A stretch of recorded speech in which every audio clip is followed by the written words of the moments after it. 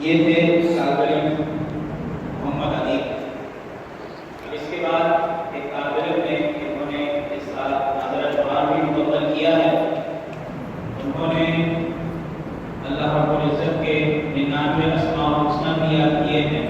اسماء الحسنی اللہ رب العزت کے مبارک اور پاک صفاتی نام ہیں، اور ان نام